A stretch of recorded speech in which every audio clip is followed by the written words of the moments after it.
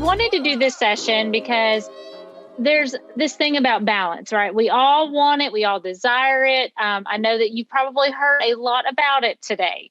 And I'm not sure if you've seen it today, but there's this wheel of life, right? So everybody wants to be balanced in the wheel of life. So we have our family, our finances, career. But as we all know, sometimes we go through seasons, right? And those seasons can kind of throw us off track.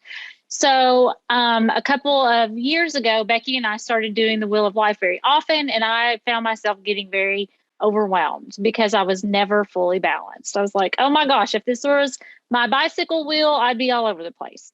So we really decided that we wanted to make sure that we were living joyfully, right? So that even though we may not be perfectly balanced, at least we had true joy in our life and harmony. And so that's where this course really came from. So today we're going to talk about those 10 steps. Now, this is not groundbreaking, earth-shattering information, but it's just things that have really helped us. And so we wanted to share this information with all of you as well.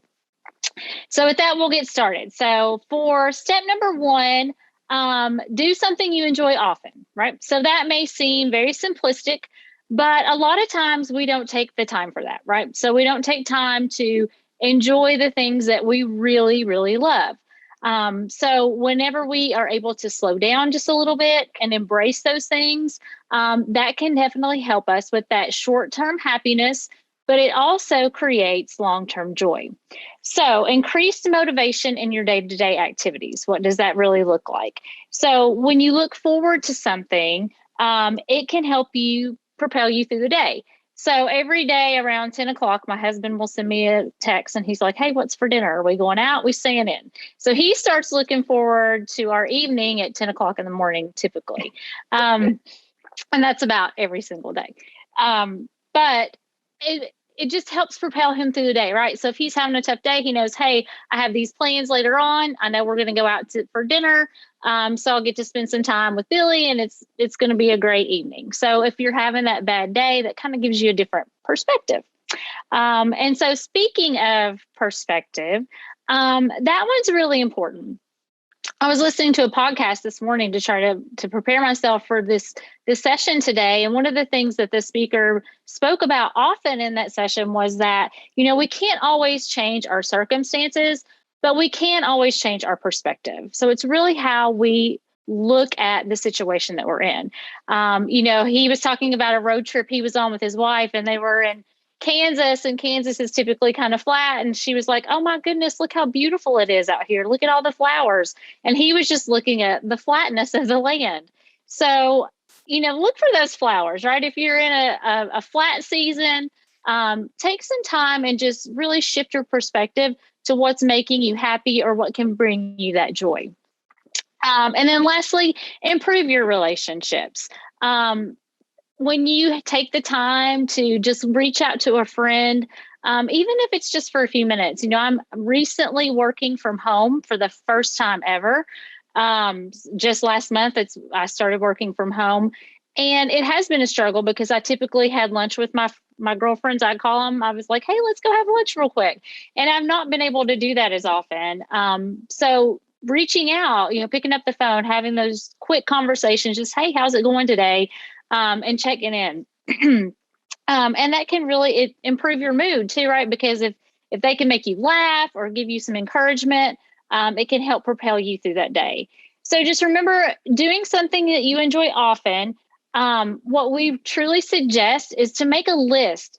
Write down all the things that bring you joy, whether that's fuzzy socks or a nice blanket, a good scarf, some hot cocoa, whatever that looks like for you, and find ways to weave those into your day. So we really encourage you to do that. Do that today before the end of your day. Just write down 10 things that really give you joy, and see how you can move those into your everyday life. So with that, I'm going to pass it over to Becky for step number 2. So before we go to step number 2, I'll share with you guys interestingly enough, Billie and I did not talk about how our morning began, but it sounds like it began pretty similar because I listened to that same podcast this morning. So I thought, what appropriate for me to share it with you guys. So I've shared that in the link, and so feel free to grab that if you guys are interested. Too funny, Billie. All right. So step number 2. There we go. Okay. You good? Okay. Got it. So step number 2 is planning something that you look forward to. And so this is similar to what Billie said, do something that you enjoy. However, this is a little bit more, I'll say short-term and long-term. So what I love about this one is the science behind it is that we get like that dopamine every time that like something happens, an experience that we enjoy, you get kind of that good feeling. What's crazy though is that feeling continues. We can continue that feeling and have that continued dopamine spike, if you will, by planning.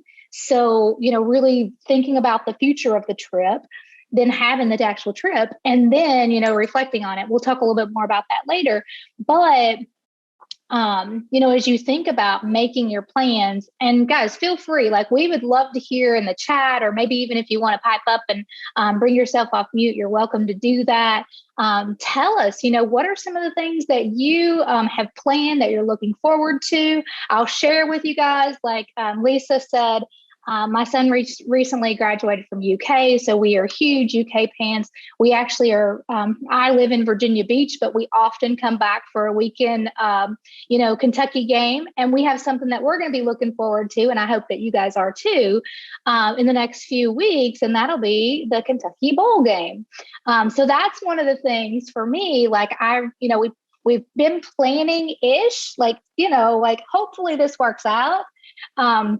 And then, Stoops kind of worked along with us there. And then here we go. So we've got a trip that we've been planning. And then, we'll definitely kind of go and enjoy it and then be able to reflect on it after the fact. So really important, to make sure that you have those plans, even if it's, it doesn't have to be anything big. Some of the other plans that we have, that we really look at the calendar and we're intentional about it. You see the picture on the screen. One of the things that we did together was we both like to run. So we recently did a run, and it really kind of propelled us to continue, just to be excited about that. So continue to make some plans to look forward to. Billie, anything else on this one? I think just planning those little getaways, right? And I'll talk about that a little bit more in a second. And like Becky said, it doesn't have to be anything big, but just, bring those that you love in with those and with that into that with you. Sorry, I'm having to struggle for a second. But, just something that you look forward to that you can, it doesn't have to be anything major, just something, fun, like going to the gorge for a hike. That's something that Becky and I love to do too. Staying in the tree houses, something of that nature, just something that gives you some joy and can really help you propel you when you're having those bad days. Yeah, Katie, I love that. So Katie shared that she plans family camping trips.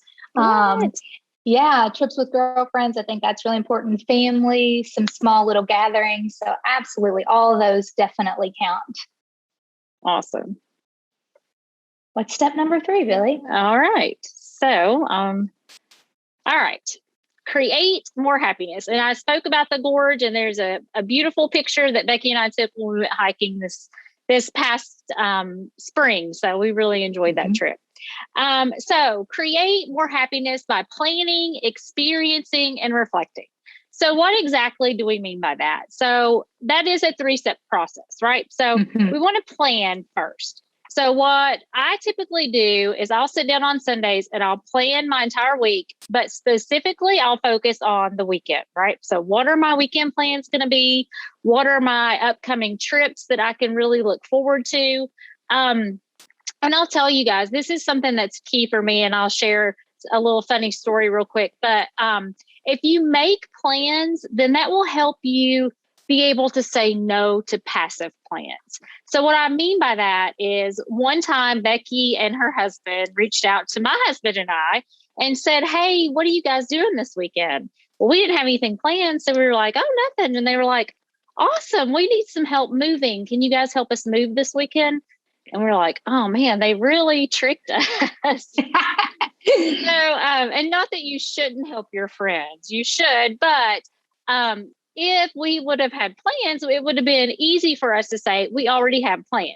So sometimes we'll say yes to things that we're really not that excited about because we don't have plans built into our calendar. So I think that's really important because you don't want to spend your weekends doing things that you don't enjoy because that time is so precious. Sometimes that's the only time you have with your family. So make sure you're very intentional about setting that time and placing that on your calendars. And then experience it, right? So when you're there, be in the moment. I was super jealous of Becky and Will this summer. They went to Yellowstone and they went out west and they had this wonderful trip. And I kept, kind of stalking her Facebook. I was like, where's all your pictures? So I messaged her one day and I was like, are you okay? I didn't know if she was still alive or what, because she hadn't posted any pictures. And she said, I'm just truly taking it all in and being present. And that was a really good lesson for me because, over the past 3 or 4 years, I'm always that person that's recording the fireworks at 4th of July. Like nobody ever watches those videos. So, and I know that they don't, but here I am like this when I should be enjoying that moment with my family. So, really just take a step back and just be in that moment, be present with the people that you're with, and really be able to share those experiences. And then go back and reflect on it. That's something that we are really big on is journaling, and you'll hear more about that later. But reflect on that. What impression did that trip or that experience leave you with?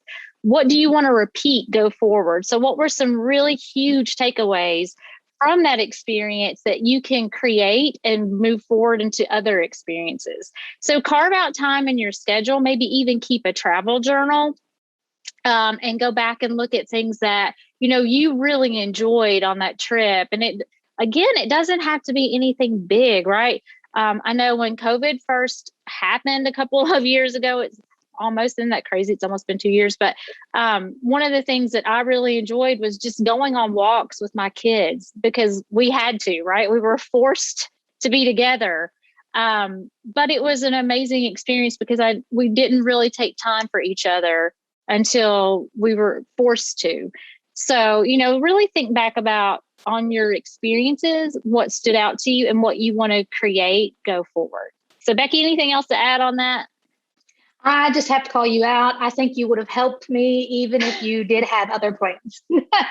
I would have, but I'm just making a point. But yes, I would have. Awesome. So then we move into step number 4. And I don't know about you guys, this one's a hard one for me. Asking for help when you need it. What I encourage you to do is don't wait till the end, right? Don't wait until you're just like, okay, at wit's end to be able to ask or to truly need to ask for help.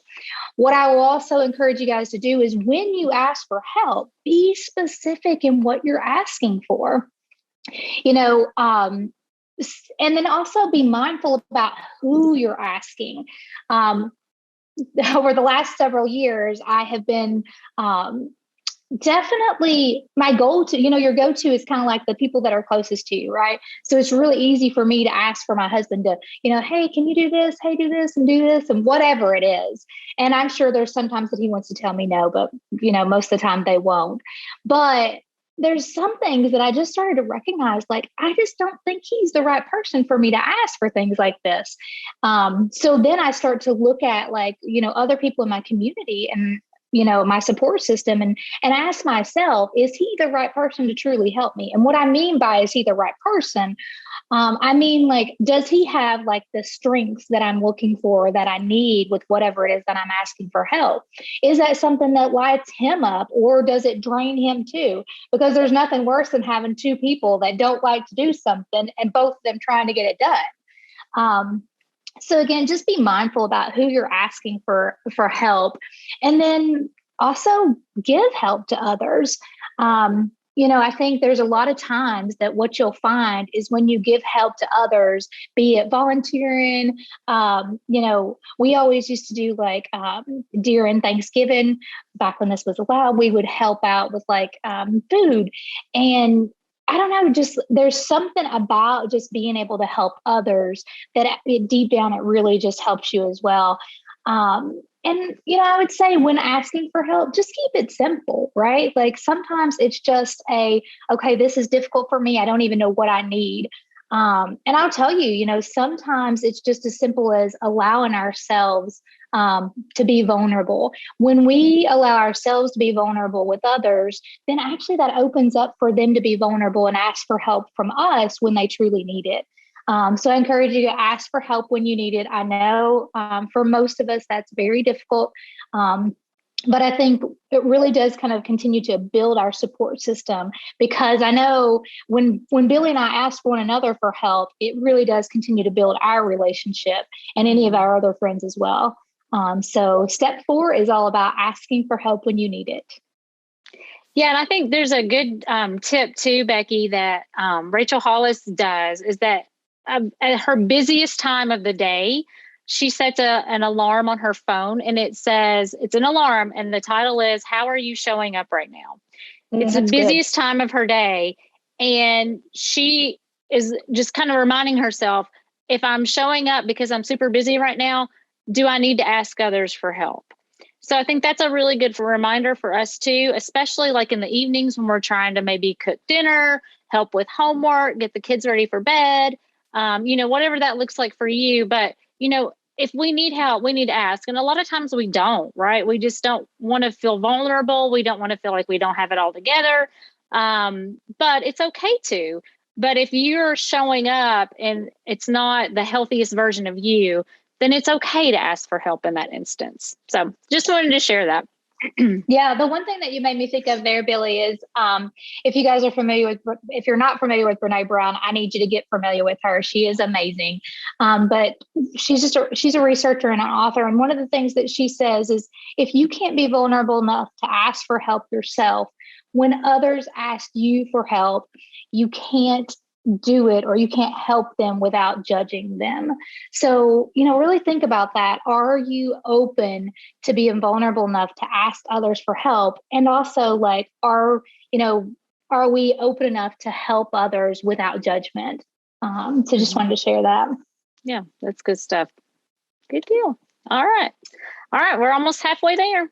And this is one of our favorites, getting outside. Yay. Except today it's kind of yucky here in London. I'm in London, so it's kind of yucky outside today, but here too. Yeah, get outside. So this one is super important to us. So there is this, it's a video, and it's by Florence Williams. I have it written down. She's the author of The Nature Fix and The 3-Day Effect. Becky, could you put that in the chat if you don't mind? Yeah. Yep. I'll see if I can grab that one. Okay. So some of the things that she talks about is just really the benefits of being outside. So did you know that the smell of pine trees can strengthen your immune system? So that's one of the things that she talks about.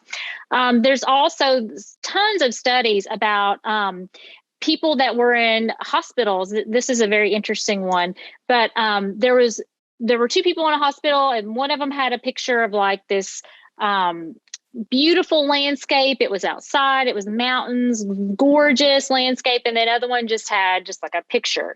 And the healing properties, those 2 people that were in the hospital, the one that had the beautiful landscape and the beautiful picture of the outdoors, he seemed to heal quicker and to be more motivated to have that healing because of that. So there are tons and tons of healing properties in getting outside. It just makes you feel better, right? So if you have been stuck inside all day, it's nice to step outside and just get some fresh air. So we ask you to find creative ways to do that. If you love to work out, hop off the treadmill and go walk in the park or go for a hike. Again, I know the weather is not great for that right now, but just 10 minutes. If you just have a quick lunch break, When I worked downtown in London, it's not the metropolis of Lexington or anything. It's pretty small, but I would walk from my office just to get coffee, and it was just maybe a 3 or 5 minute walk. But just walking there and back, just getting up, getting away from my desk, just made me feel so much better. We encourage you to do that. If you can go to lunch, try to sit outside, even if you're on a covered patio. Just being outside gives you so much joy than being stuck in a stuffy room. And work it into your everyday routine. Take some time and track this. Did I get outside today? Did I step away from my desk? I shared with you guys earlier that I'm working from home, and there have been days that I've stayed inside all day, and I was just so tired at the end of the day because I was stuck in my seat pretty much all day long. So the days that I intentionally make a point to get up, go to the mailbox, walk the dog for a few minutes, I feel so much better. So, again, find some creative ways and track it, right? So put it on your calendar. Did I spend at least 10 to 15 minutes outside just moving my body, getting up, walking around? Again, we know the weather's not perfect for that, but we can always layer, right? Always get your layers and get outside and just enjoy the beautiful sunshine or the vitamin D, because we all definitely need it. Anything else on that one, Beck? You're muted, I think. Yeah, I'm good. All right. Okay. Next up, self-care. Self-care. So as I mentioned to you guys, we live in Virginia Beach. Literally what I was going to say is, from the outside perspective, it's so sad. I am totally guilty of this. Like, literally, that is my view out my window. And I don't think I've been out there for 3 weeks. Like, so I need to get out there. That doesn't mean I haven't been outside for 3 weeks. Don't misunderstand that. But so I'm going into number 6, self-care. So that really could be just getting outside, going for a walk on the beach, going for a walk in the park.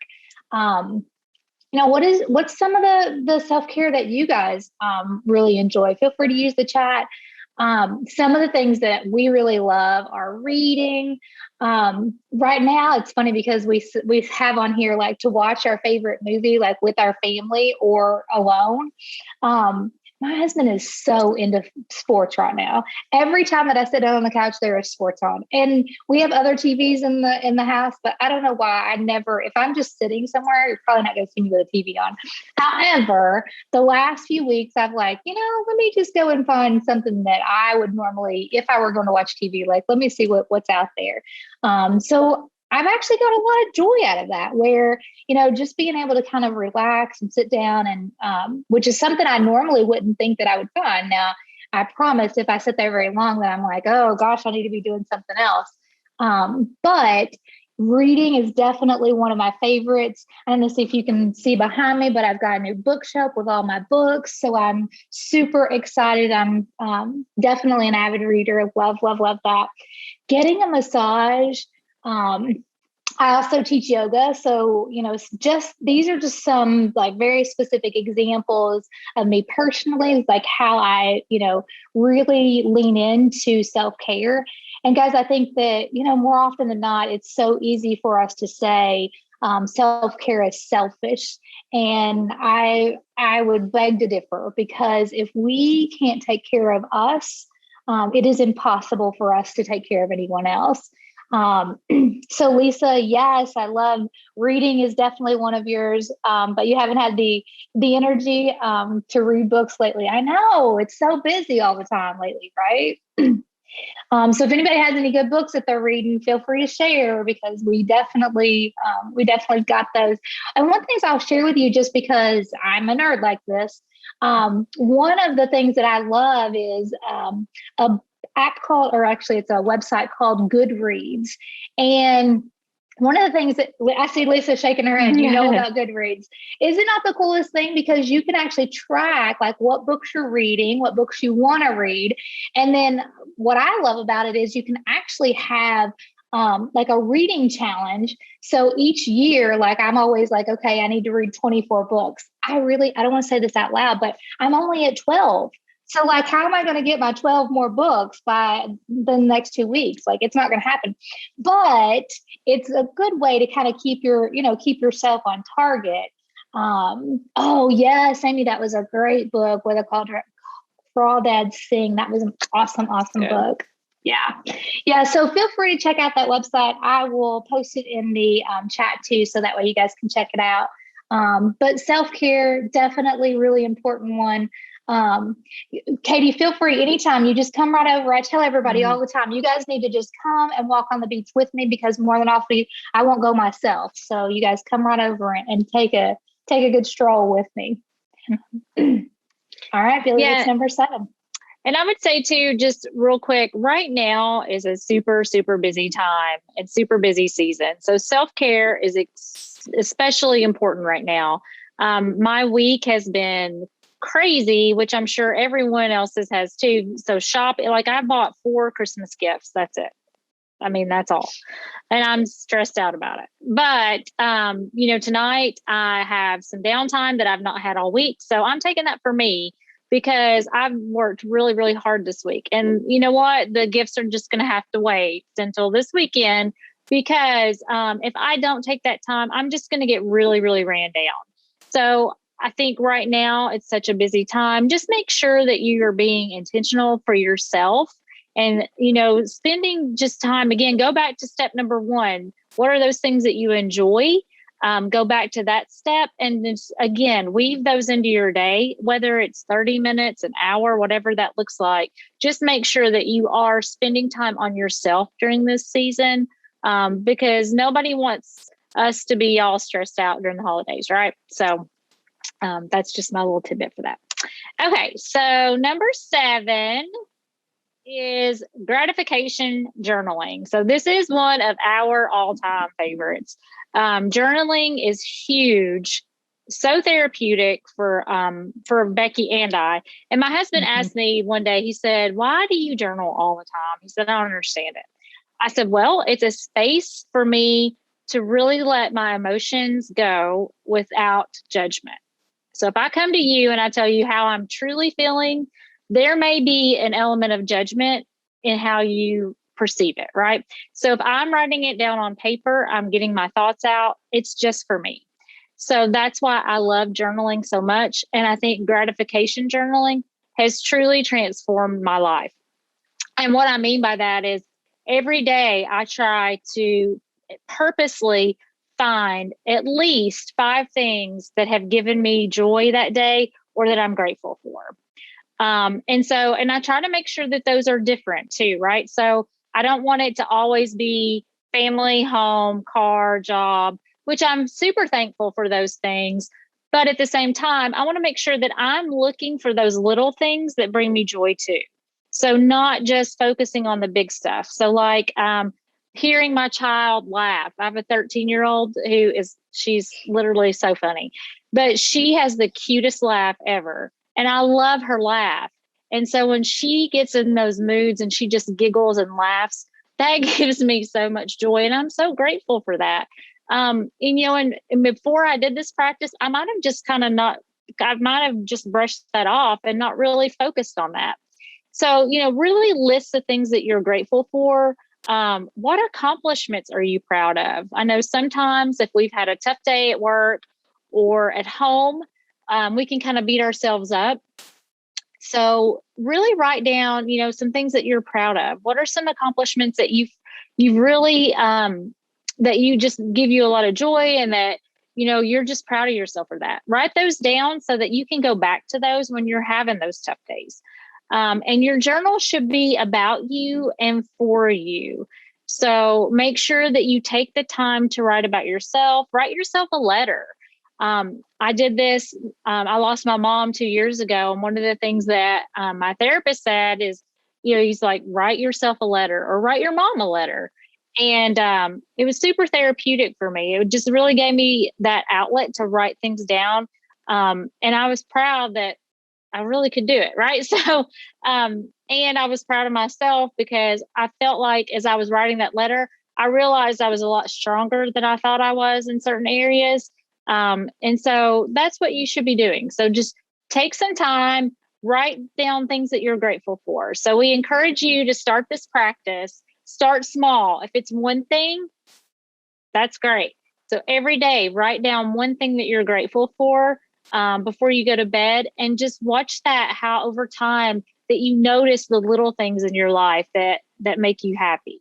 So anything else on that one, Becky?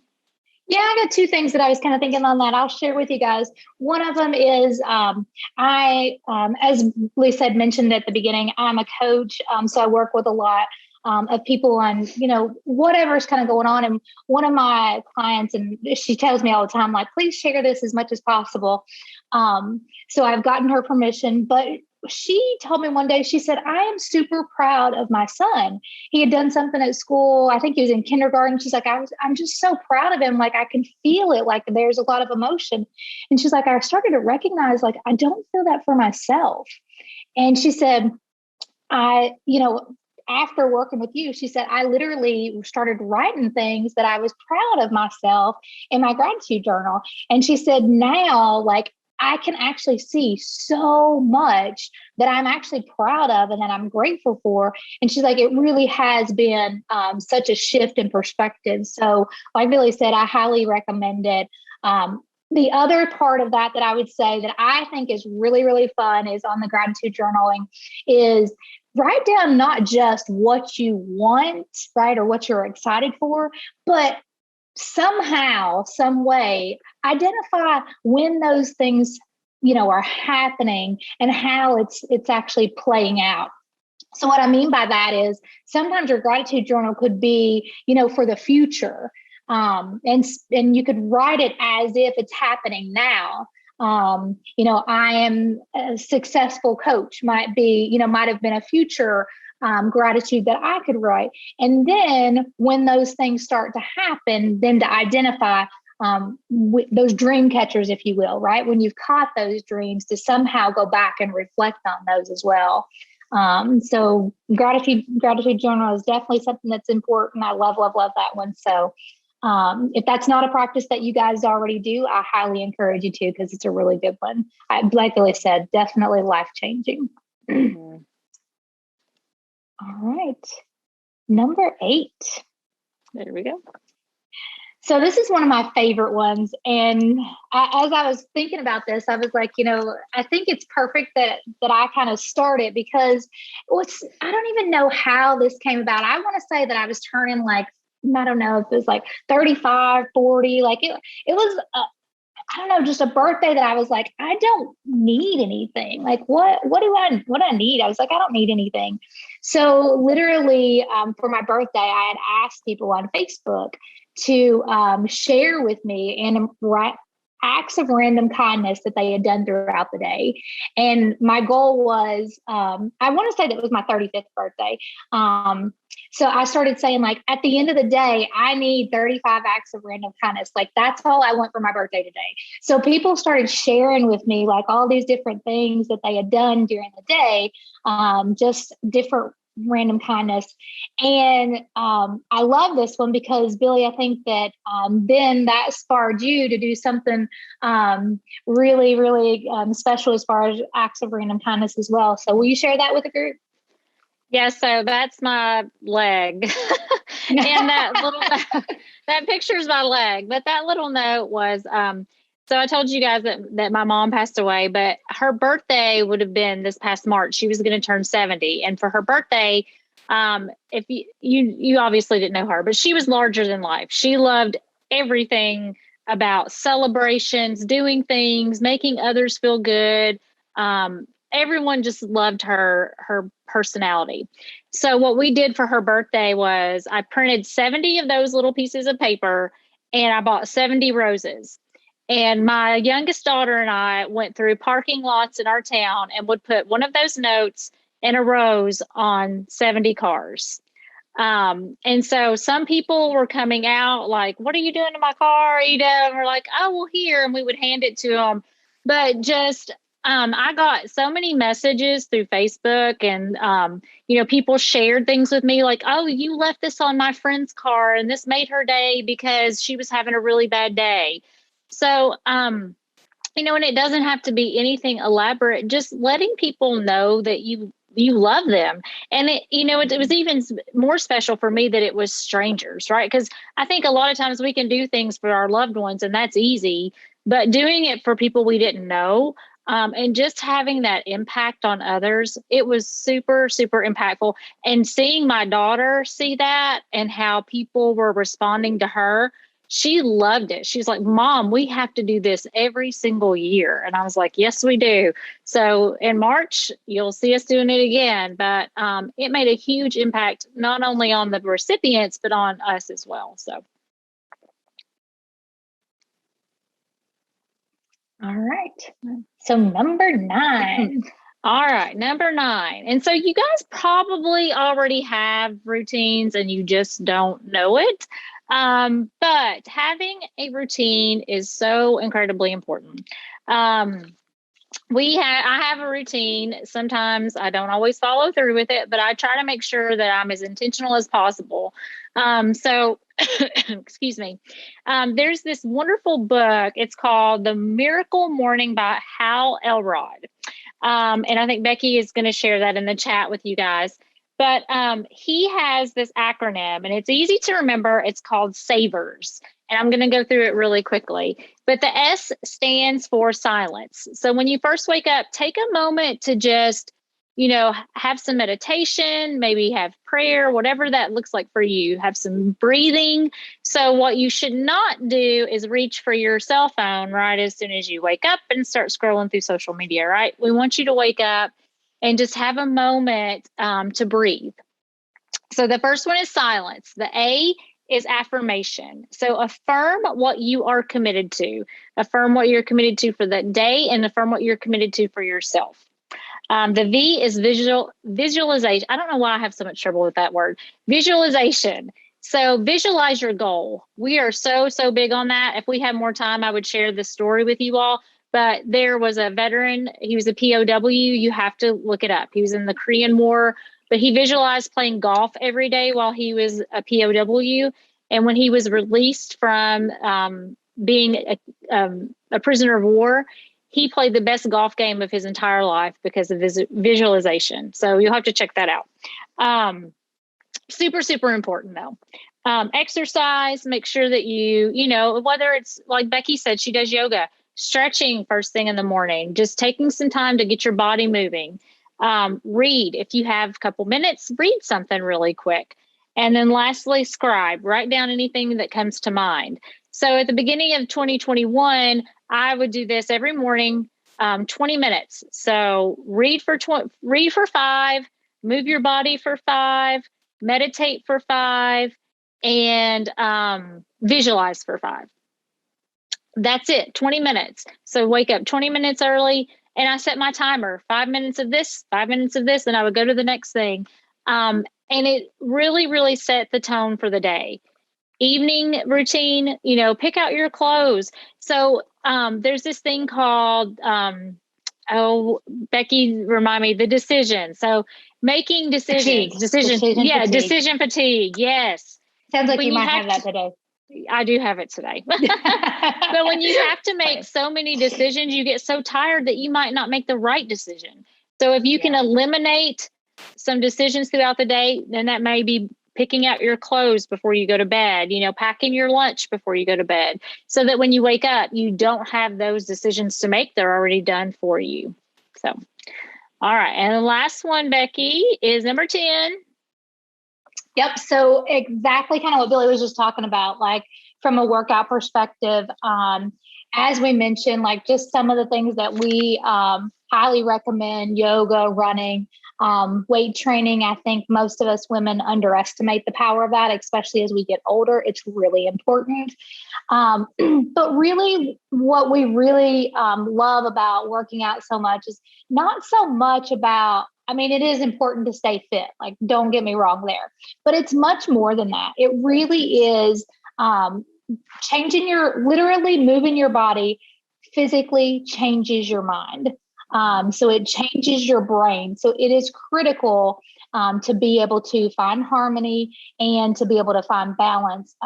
It is chemically proven that moving your body really does shift your all the things and makes you feel so much better. So number 10 is working out.